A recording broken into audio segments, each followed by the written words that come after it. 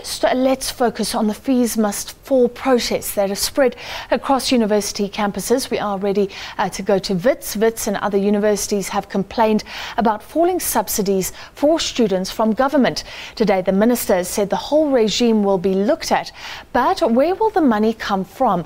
Finance Minister Nhlanhla Nene is presenting the mini-budget this week. He's already faced with many priorities, but a slowing economy, meaning less money coming in. Well, tempers are certainly running high in the run-up to that. Wits saying classes could be suspended tomorrow for the health and safety of students. Let's go now to Wits. We cross live to our reporter Nzontimbi Miya. Nzontimbi, this all started with the plans to raise fees by 10.5%. Where are we right now? A very good afternoon to you, Francis. It certainly has been a day of high emotion, a day of quite a bit of violence.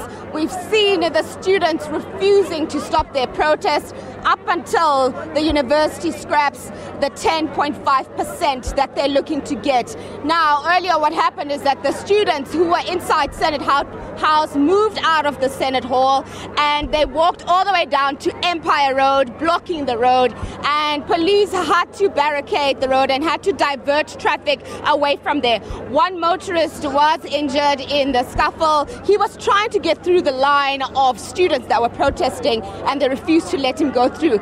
With me now, I have two very critical people to this issue. I have with me the incoming SRC's president as well as a spokesperson for the university. Let's start with you, Sharona. Sharona, can you tell me how you feel about the fact that we've seen quite a bit of violent protests today around this issue and the fact that the Executive Council did not come and address the students? Okay, I wouldn't say that we've seen a lot of violence today, so I should just say that. Generally, over the past few days, I think the protests have been fairly peaceful.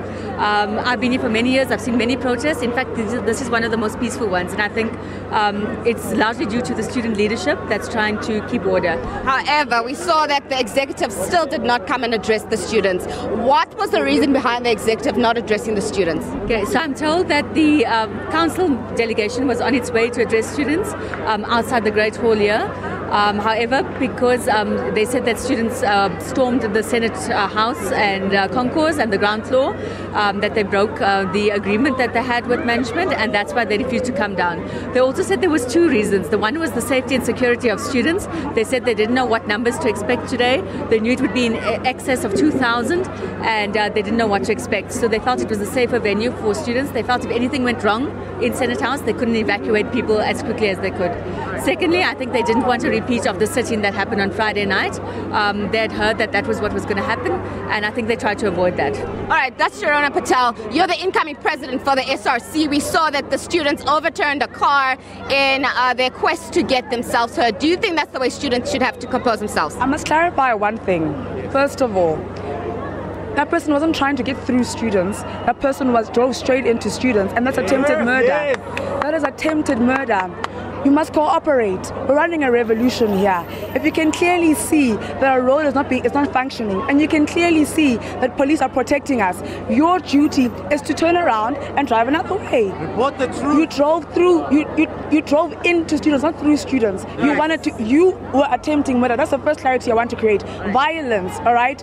We made it very clear to management. There was no agreement on where we're meeting. There was no agreement on where we're meeting. Let me be very clear. All right. They proposed a venue, which is a Great Hall Piazza. We told them what students were proposing, and that's concourse. And that's where students want to meet. It must be very clear. We pay fees here, all right? This institution is there to educate students. We are the largest constituency and the largest stakeholders of this institution. If we say we are meeting at concourse, we are meeting at concourse, right?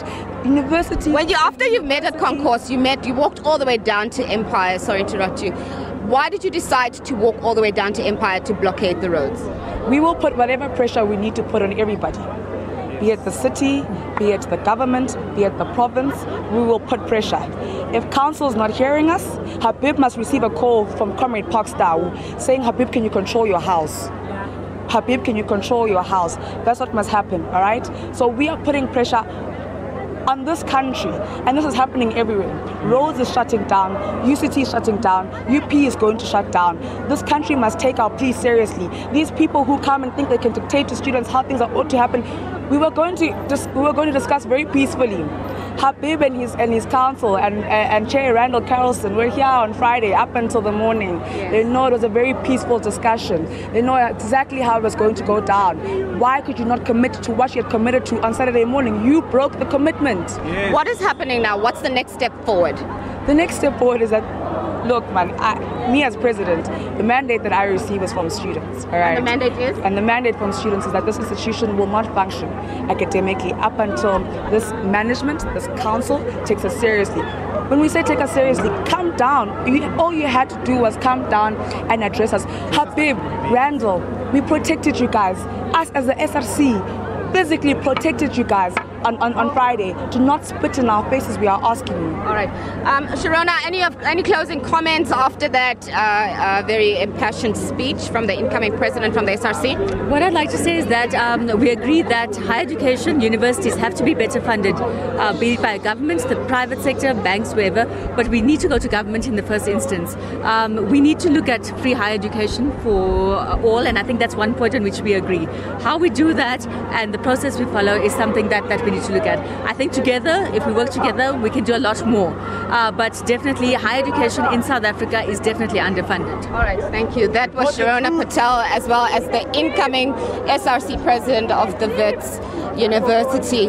Over to you, Francis. Thank you. Nzontimbi Miya live from Wits campus. We know that students, as she said, blockading Empire, that is now, that road is open, but the SRC saying that they would like classes to not continue until this matter is resolved.